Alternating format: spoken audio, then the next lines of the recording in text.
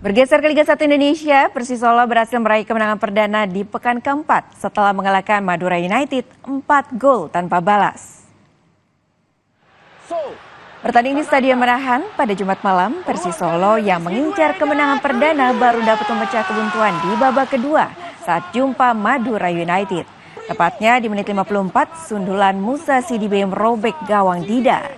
Dari crossing yang diberikan oleh Rizky Dwi, 1-0, Solo memimpin atas Madura lewat. Di menit 67, giliran Ramadan Sananta yang menyumbangkan 1 gol untuk Laskar Samber Nyawa. Baik sekali, Sananta.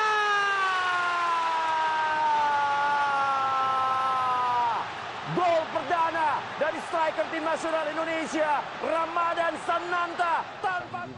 Tak puas dengan 2 gol, Sidibe kembali mengoyak gawang Dida dengan tendangan. Itu dia pemirsa. Malam yang indah bagi Musa Sidibe. 2 gol dan 1 assist dari bintang.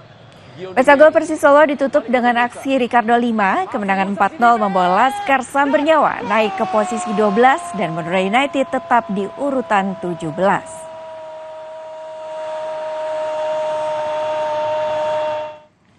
Sementara Malut United menang atas Semen Padang dengan skor 2-1. Bermain di Stadion Sultan Agung, Bantul, Yogyakarta, laga Malut United dan Semen Padang berjalan sengit.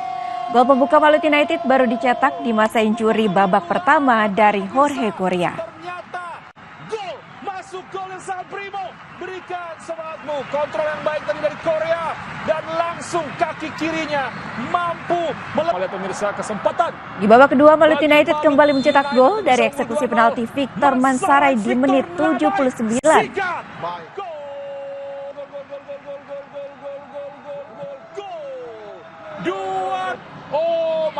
Semen Padang yang mencoba mengejar defisit skor baru terjadi di menit 85 berkat sepakan Cornelius Stewart.